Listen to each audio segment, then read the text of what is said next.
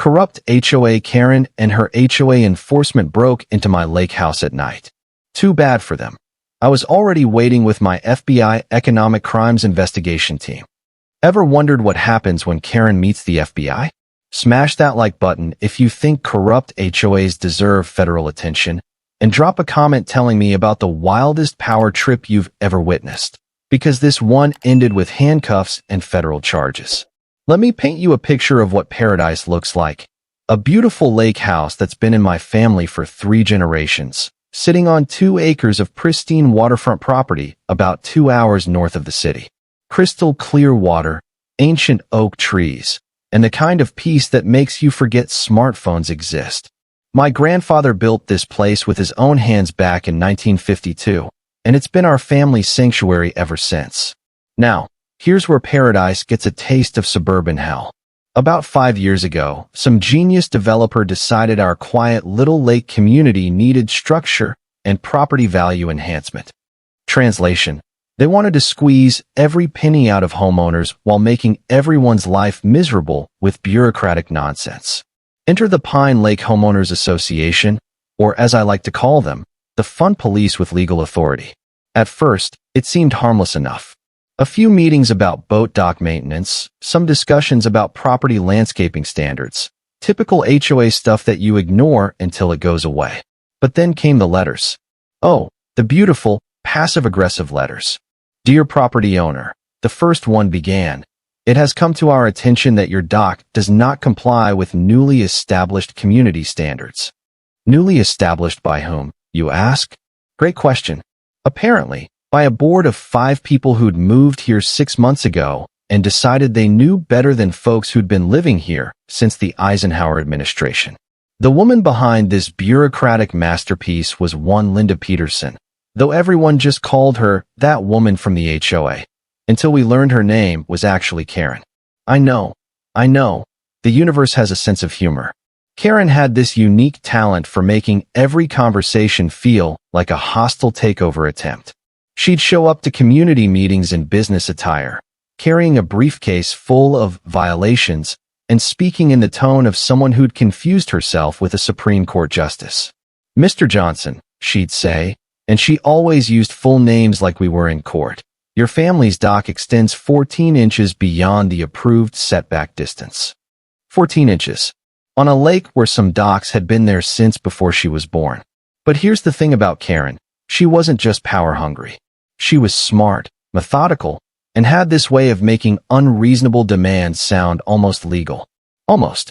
She'd quote HOA regulations that seemed to change weekly, reference property codes that nobody could actually find copies of, and always end her demands with phrases like "immediate compliance is required" and "failure to respond will result in escalation." The escalation part? That's where things started getting interesting. And by interesting, I mean expensive, frustrating, and borderline illegal. Karen's first masterstroke was the emergency assessment fee. One Tuesday morning. Why is it always Tuesday? Every property owner received a certified letter explaining that the community required immediate infrastructure improvements to the tune of $15,000 per household. For what exactly? Essential community enhancements and regulatory compliance upgrades.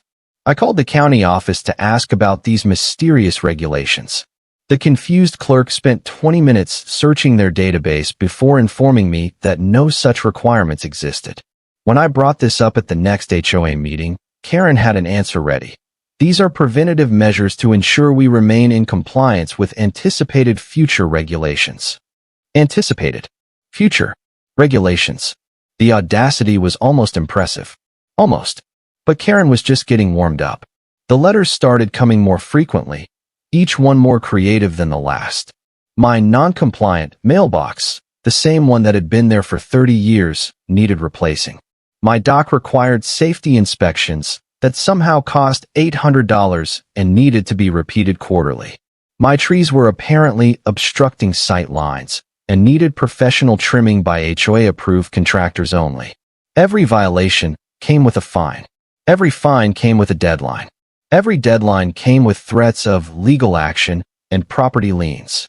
It was like watching someone turn extortion into an art form, complete with official letterhead and legal-sounding language. The breaking point came when Karen decided my family's memorial garden, a small area where we'd scattered my grandmother's ashes and planted her favorite roses, was an unauthorized landscape modification. She wanted it removed within 10 days or face a $500 daily fine. That's when I realized this wasn't about property standards or community improvement. This was about power, money, and seeing how far she could push people before they broke. Karen had turned our peaceful lake community into her personal kingdom, and she was systematically shaking down everyone who lived there. But here's what Karen didn't know about me. I work in financial crimes investigation for a living. Not the exciting Hollywood kind, more like the boring, spreadsheet-heavy kind that involves tracking money trails and building cases against people who think they're smarter than the system. And Karen? Karen had just triggered every red flag in my professional instincts. So I started doing what I do best, following the money. Where were these assessment fees actually going? Who were these HOA-approved contractors that charged triple the normal rates? And most importantly, what gave Karen the legal authority to threaten property liens over rose bushes and mailbox heights? The answers, as it turned out, were about to make Karen's life very, very complicated. You know what's beautiful about financial crimes? They always leave a paper trail. Criminals think they're clever, but money has to go somewhere, and somewhere always leads back to someone. Karen had been very busy building her little empire, but she'd also been very sloppy about covering her tracks. I started with the basics: public records requests for HOA financial statements, contractor licensing information, and property lien filings. What I found was more entertaining than a Netflix true crime series. The Pine Lake HOA had collected over $380,000 in assessment fees in the past 2 years. The community improvements? A grand total of $23,000 spent on new welcome signs and some gravel for the community boat ramp.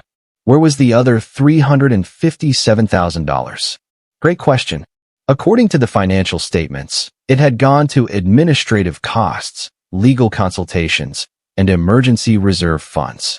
But when I dug deeper, those administrative costs had some interesting recipients. Like Peterson Property Management LLC, a company that somehow shared Karen's last name and mailing address. What a coincidence. The HOA-approved contractors were even more creative. Every single one of them was either owned by Karen's husband, her brother-in-law, or traced back to shell companies that eventually led to surprise. More Peterson family businesses. They'd created a closed-loop system where homeowners were forced to pay inflated prices to Karen's relatives for unnecessary work to fix violations that Karen invented. It was actually brilliant in its simplicity. Corrupt as hell, but brilliant. But the real masterpiece was the lien threats. Karen had been filing fraudulent property liens against homeowners who refused to pay her made-up fines. These liens didn't just threaten people's credit. They prevented property sales and could eventually lead to foreclosure. She was literally stealing people's homes over rose bushes and dock measurements. Now, I could have just hired a lawyer and fought this the traditional way. Spend years in court, burn through savings, hope a judge eventually saw through Karen's legal theatrics. But where's the fun in that? Besides, I had a much better idea. I picked up the phone and called my old colleague Sarah Chun at the FBI's Economic Crimes Division. Sarah and I had worked together on a banking fraud case a few years back, and she had this wonderful talent for turning white-collar criminals into very cooperative defendants. "Sarah," I said when she picked up, "how would you like to work on a case involving HOA fraud, money laundering, and property theft? It's got everything. Fake liens, shell companies, and a defendant who thinks Robert's Rules of Order make her above federal law." There was a pause, then Sarah's laugh. "Are you telling me you found an HOA, Karen, who's actually committing federal crimes? Multiple federal crimes. With documentation. And she's about to make it even worse." "I'm listening." That's when I told Sarah about the rumors I'd been hearing from other homeowners. Karen wasn't just content with her current scam. She was planning to expand. Word was she'd been eyeing properties whose owners had fallen behind on her fake fees, particularly older residents on fixed incomes who couldn't afford to fight back. She was planning to force foreclosures, and buy the properties through her shell companies at tax sales. She's not just stealing money, I explained. She's stealing homes. And she's targeting elderly homeowners who can't defend themselves. Sarah's tone shifted to the one I remembered from our banking case, the tone that meant someone was about to have a very bad day. How fast can you put together a complete financial picture? Give me a week. You've got it. And if this is as bad as you're describing, we might want to catch her in the act. The next phase required something I'd never thought I'd need at my peaceful lake house: acting skills. Because to catch Karen red-handed, I needed to give her the perfect opportunity to commit her crimes while we watched. Sarah and her team were very interested in Karen's operation, especially after I provided them with detailed financial records showing the money trail. But to build a solid federal case, they needed evidence of Karen actively committing crimes, not just the aftermath. They needed her caught in the act of fraud, extortion, or property theft. So we set up what Sarah called a controlled opportunity. I would publicly resist Karen's latest demands, refuse to pay her manufactured fines, and generally make myself the perfect target for her escalation tactics. Meanwhile, the FBI would document every illegal move she made. The setup was almost embarrassingly easy. I simply stopped responding to Karen's letters and started openly questioning her authority at community meetings. Show me the legal statute that gives you the right to fine me for my mailbox color, I'd say. Provide documentation that these contractor requirements exist in county code. Basic questions that any legitimate authority should be able to answer instantly. Karen did not appreciate being questioned at all. The letters escalated quickly. Final notice became legal action pending, became lien filing imminent. The fines went from hundreds to thousands. Karen even started showing up at my property with her HOA enforcement team, which appeared to consist of her husband Bob and two guys who looked like they'd been recruited from a bass fishing tournament. "Mr. Johnson," Karen announced during one of these visits, standing in my driveway like she owned the place, "you have 48 hours to bring your property into compliance or face immediate legal action." Compliance with what exactly? I asked, while the FBI surveillance equipment recorded every word from inside my house. HOA regulations clearly state. Show me the regulations. They're on file with the HOA board. I've requested copies. You've never provided them. Karen's face went through an interesting color progression, pink to red to purple. Your continued defiance of legitimate HOA authority will have consequences, Mr. Johnson. I look forward to seeing what those consequences are, Karen. And that's when she made the mistake that would change everything. Because Karen, in her infinite wisdom, decided that if legal intimidation wasn't working, she'd try illegal intimidation instead. The plan, as we discovered through our surveillance and Sarah's investigation, was elegantly simple in its criminality. Karen and her enforcement team would break into my house while I was supposedly away, plant evidence of additional violations, and then use their discovery to justify immediate property seizure under emergency HOA powers that didn't actually exist. They'd done this before, Sarah learned. 3 times in the past year with elderly homeowners who couldn't fight back. Take photos of manufactured problems, claim immediate safety hazards, file fraudulent liens, and push for emergency foreclosure proceedings. By the time victims realized what was happening, their homes were gone. But this time, Karen had picked the wrong target. Because this time, the FBI would be waiting. Friday night, 11:47 p.m. Sarah and her team had been positioned around my property since sunset, with enough surveillance equipment to catch a whisper from 100 yards away. I was supposed to be in the city for the weekend, at least according to the social media posts Sarah had helped me create to sell the story. Instead, I was sitting in my kitchen with night vision goggles, watching the lake and waiting for Karen's grand finale. I didn't have to wait long. At 11:52 p.m., a boat motor cut through the silence. No lights, trying to stay quiet, approaching my dock from the darkest angle possible. Through the night vision, I could see Karen in the bow, with her husband Bob driving and 2 other figures I didn't recognize. They tied up at my dock like they owned it, and Karen stepped out carrying what looked like a bag full of evidence to plant. "Phoenix team, subjects are approaching the residence," came Sarah's voice through my earpiece.